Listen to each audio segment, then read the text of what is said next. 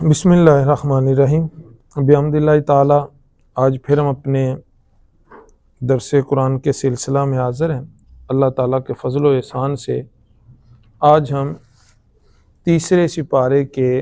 4 number رکوع کا ابتدائی حصہ جو ہے اس کو پڑھنے جا رہے ہیں۔ فرمایا مثل الذین ینفقون اموالہم فی سبیل اللہ کمثل حبۃ انبتت 7 سنابل فی کل سنبلۃ 100 حبہ، کہ بے شک وہ لوگ جو اللہ کی راہ میں اپنا مال خرچ کرتے ہیں ان کی مثال ایسے ہے جیسے کوئی ایک دانہ ہو تو انبتت 7 سنابل، اور پھر وہ 7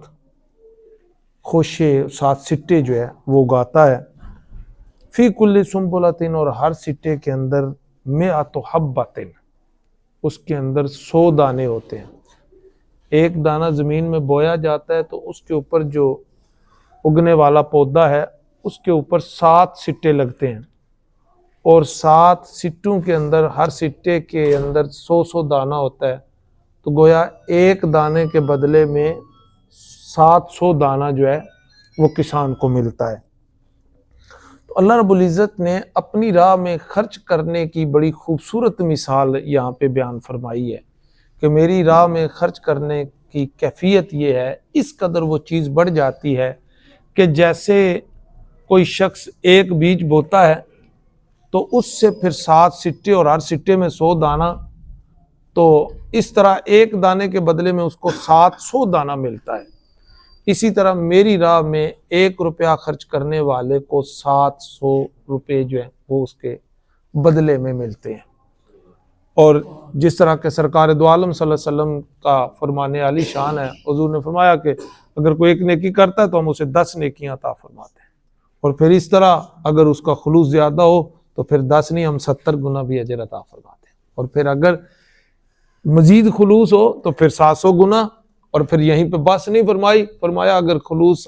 اس سے بھی زیادہ ہو تو ہم پھر کئی گنا زیادہ عطا فرماتے ہیں، بے حد و بے حساب بھی ہم جو ہے وہ عطا فرماتے ہیں۔ تو یہاں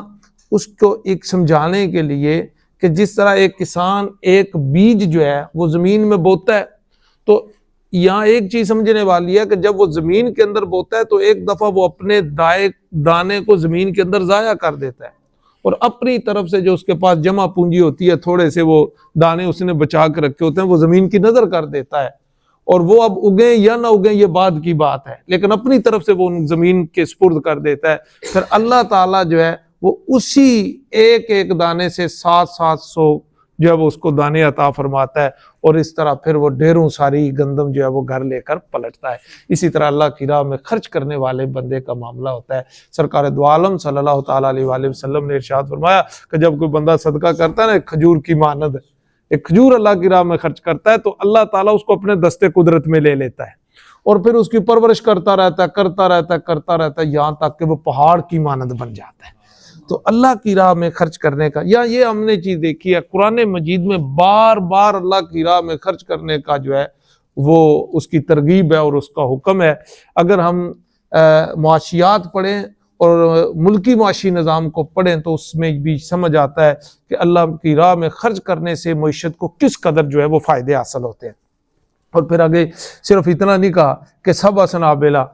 فی کل سنبلۃ 100 حبۃ، 700 دانے ملتے ہیں، فاللہ واللہ یضاعف لمن یشاء، اللہ جس کے لیے چاہتا ہے اس سے بھی کئی گنا بڑھا دیتا ہے۔ اور پھر فرمایا واللہ واسع علیم، اور بندے کے ذہن میں خیال آتا ہے کہ یار کتنا بڑھ سکتا ہوگا، فرمایا نا اللہ کی رحمتوں کے خزانے بڑے وسیع ہیں، ان کی نہ کوئی حد ہے نہ کوئی حساب ہے۔ واسع وہ وسعتوں والا ہے، علیم اور علم والا بھی ہے۔ یہاں وسعتوں کی جو وضاحت کر دی کہ اس کے خزانوں میں کوئی کمی نہیں ہے، کوئی جتنا مرضی خلوص لے کے آتا جائے گا اس کو اسی طرح وہ نوازتا چلا جائے گا، اس کے خزانوں کے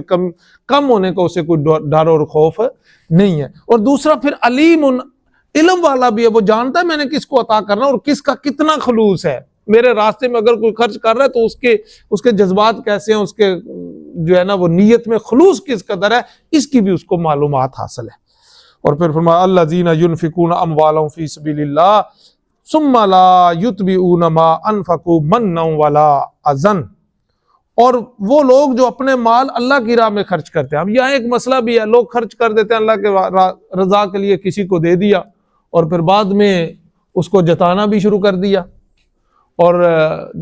جگہ جگہ اس کا ذکر بھی شروع کیا، اسی سے کہا جی فلاں جگہ اس کو اتنے پیسوں کی ضرورت پڑی تھی تو میں نے اتنے دیے تھے، آج دیکھیں یہ میرے ساتھ کیا کر رہا ہے، فلاں جگہ اس پہ میں نے یہ نیکی کی تھی، آج دیکھیں جی یہ میرے ساتھ کیا معاملہ کر رہا ہے بدلے میں. تو یہ اس طرح کا یہ جو جتانا ہوتا ہے اس کی کیفیت کیا اور اس کی حیثیت کیا ہے اس کو بیان فرما دیا. الذین ینفقون اموالہم فی سبیل اللہ، وہ لوگ جو اللہ کے راستے میں اپنے مال خرچ کرتے ہیں، ثم لا یتبعون ما انفقوا منا ولا اذى، پھر اس کے بعد نہ وہ جتاتے ہیں اور نہ ہی اس کے ذریعے سے اس کو تکلیف دیتے ہیں اگلے بندے کو، جگہ جگہ لوگوں کا ذکر بھی نہیں کرتے اور نہ ہی اس کو جو ہے وہ جتاتے ہیں. فرمایا لہم اجرہم عند ربہم، ان کے رب کے ہاں ان کے لیے بہت بڑا اجر ہے، ان کے لیے اجر ہے ان کے رب کے ہاں. ولا خوف علیہم ولا هم یحزنون، اور نہ ہی انہیں کوئی خوف ہوگا اور نہ ہی انہیں کوئی غم ہوگا. اور پھر آگے فرمایا کہ قول معروف ومغفرۃ خیر من صدقۃ یتبعها اذى، اور ایسا قول کہ جو اچھا ہو اور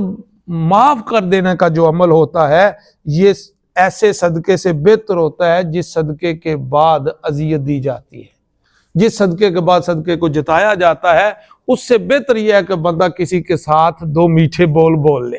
کسی کے ساتھ مسکرا کے بات کر لے، کسی کی تلخ کلامی کو برداشت کر لے اور اس سے درگزر کر لے، کسی کی غلطیوں کو معاف کر دے. فرمایا یہ اس صدقے سے بہتر ہے جس صدقے کے بعد اس نے اذیت دی یا اگلے کو جتایا، اس کا اسے کوئی فائدہ نہیں ہے. تو اس لیے کہا قول معروف، اچھی بات، ومغفرۃ، اور کسی کو معاف کر دینا، اس کی خطاؤں کو سے درگزر کرنا، خیر من صدقۃ، یہ اس صدقے سے کئی گنا زیادہ بہتر ہے، یتبعها اذى، جس کے بعد اذیت ہوتی ہے. اور پھر آگے فرمایا واللہ غنی حلیم، اور اللہ تعالیٰ تو ہے ہی غنی اور حلم والا، بردبار ہے، پھر بھی معاف کر دیتا ہے اور تمہاری خطاؤں سے درگزر فرمانے والا ہے. یا ایھا الذین آمنوا لا تبطلوا صدقاتکم بالمن والاذى،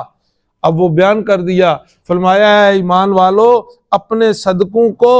جتا کر اور اذیت دے کر ضائع نہ کرو. تو اس کا مطلب یہ ہوا کہ صدقہ دینے کے بعد اگر کسی کو اذیت دی جائے یا جتا لیا جائے تو وہ صدقہ ضائع ہو گیا. لا تبطلوا صدقاتکم، اپنے صدقات ضائع نہ کرو، بالمن والاذى، اذیت دے کر یا احسان جتلا کر. کالذی ینفق مالہ رعاء الناس ولا یؤمن باللہ والیوم الآخر فمثلہ کمثل صفوان علیہ تراب فاصابہ وابل فترکہ صلدا. اب اس کی بھی مثال دے دی کہ ایسا شخص کہ جو احسان کرنے کے بعد، نیکی کرنے کے بعد، صدقہ دینے کے بعد، کسی پہ خرچ کرنے کے بعد اس کو احسان جتلاتا ہے اور اس کو بار بار پہ یاد دلا کر اس کو اذیت دیتا ہے، اس کی پھر مثال بیان کر دی. فرمایا الذی ینفق مالہ رعاء الناس، وہ شخص کہ جو لوگوں کو دکھانے کے لیے اپنا مال خرچ کرتا ہے، ولا یؤمن باللہ والیوم الآخر، اور نہ ہی وہ اللہ پر ایمان رکھتا ہے اور نہ یوم آخرت پر ایمان رکھتا ہے، نہ اسے غرض ہے کہ میرا رب راضی ہوگا، نہ اسے یہ غرض ہے کہ کل حشر کے روز مجھے اس کا جو ہے وہ اجر دیا جائے گا. تو فرمایا فمثلہ کمثل صفوان علیہ تراب، اس کی مثال اس چٹان کی طرح ہے کہ جس کے اوپر مٹی پڑی ہوئی ہے، تو فاصابہ وابل، اور پھر اس کے اوپر موسلادھار بارش ہوتی ہے، زوردار بارش ہوئی، فترکہ صلدا، تو وہ چٹیل میدان بن گئی. اس بارش کا اس مٹی کو کوئی فائدہ نہیں ہوا. حالانکہ بارش جو ہے وہ جب زمین پر ہوتی ہے تو پھر پھل اگتے ہیں، پھول اگتے ہیں، ہریالی اگتی ہے، زمین زندہ ہو جاتی ہے. مٹی کے اوپر جب زمین، زرخیز زمین کے اوپر بارش ہوتی ہے تو پھر اس سے پھلدار اور پھولدار پودے اگتے ہیں اور فصلیں اگتی ہیں. لیکن اس پہاڑ کے اوپر جو مٹی پڑی ہوئی تھی، اس مٹی کے اوپر بارش کے برسنے کا اس مٹی کو کوئی فائدہ نہیں ہوا، کیونکہ وہ چٹیل تھی، وہ پتھر کا پتھر ہو گیا. فترکہ صلدا، بس اس نے اس کو چٹیل کا چٹیل چھوڑ دیا، پتھر کا پتھر، کہ اس مٹی کو اس بارش کا کوئی فائدہ نہیں ہوا. وہ اس بارش سے جس سے اسے فائدہ ہونا تھا وہ اسی بارش کے ذریعے سے اسے نقصان ہو گیا اور وہ بہہ گئی. اس لیے کہا کہ اس کا پھر ایسے مال جو لوگوں کو دکھانے کے لیے خرچ کیے جاتے ہیں، یہ جن کے بعد اذیت دی جاتی ہے، اس کا انہیں کوئی فائدہ نہیں ہوتا۔ لا یقدرون علی شیء مما کسبوا، اور انہیں کچھ حاصل نہیں ہوتا جو کچھ انہوں نے کمایا۔ اب خون پسینے کی کمائی تھی، اللہ کی راہ میں خرچ کر دی، لیکن کیا تھا، لوگوں کو دکھانے کے لیے خرچ کی یا اس کے بعد اذیت دے دی اور جتلا دیا، تو فرمایا کہ اس سے انہیں کچھ بھی حاصل نہیں ہوگا، اس کمائی کا اور اس خرچ کیے کا انہیں کوئی فائدہ نہیں ہے۔ واللہ لا یہدی القوم الکافرین، اور اللہ تعالیٰ کافر قوم کو ہدایت نہیں دیتا۔ دعا ہے اللہ تعالیٰ میں سمجھنے کی اور عمل کرنے کی توفیق عطا فرمائے۔ مال جب بھی خرچ کیا جائے اللہ کی رضا کے لیے خرچ کیا جائے، اور صرف اس لیے نہ خرچ کیا جائے کہ کل یہ بندہ جو ہے وہ میرا احسان مانے گا، یا بدلے میں جب کبھی مجھے ضرورت پڑے گی تو یہ میرے کام آئے گا، اس غرض سے کیا ہوا جو ہے وہ صدقہ اس کے لیے کوئی فائدہ مند ثابت نہیں ہوتا۔ قرآن خود کہتا ہے کہ لا تمنن تستکثر، کہ کسی پر احسان کثرت کی طلب سے نہ کیا جائے، کہ یہ جی آج میں اگر اسے ضرورت پڑ گئی ہے تو میں 1 لاکھ دے رہا ہوں تو کل مجھے ضرورت پڑے گی تو یہ 2 لاکھ دے دے گا، اس غرض سے کسی سے احسان نہ کیا جائے۔ اللہ تعالیٰ میں سمجھنے اور عمل کی توفیق عطا فرمائے۔ الحمدللہ رب العالمین والصلاة والسلام علی رسولہ الکریم۔ الہ العالمین ہمارے سلسلے کو اپنی بارگاہ میں قبول و منظور فرما، اس کے تصدق اور توسل سے جاگتی آنکھوں کے ساتھ اپنے پیارے حبیب علیہ الصلوۃ والسلام کے روضہ پاک کی زیارت عطا فرمانا، حضور نبی کریم علیہ الصلوۃ والسلام کی غلامی میں موت عطا فرمانا، جب دم واپسی ہو آنکھوں کے سامنے چہرہ مصطفیٰ صلی اللہ تعالی علیہ وآلہ وسلم ہو، اور زبانوں پہ جاری ہو لا الہ الا اللہ محمد الرسول اللہ۔ الہی قبر کے اندر آقا علیہ الصلوۃ والسلام کی پہچان عطا فرمانا، حشر میں آقا علیہ الصلوۃ والسلام کے دست اقدس سے آب کوثر عطا فرمانا، اور آقا علیہ الصلوۃ والسلام کی شفاعت سے بہرمند فرمانا۔ صلی اللہ تعالی علی خیر خلقہ و نور عرشہ و زینت فرشہ محمد و علی آلہ و صحبہ۔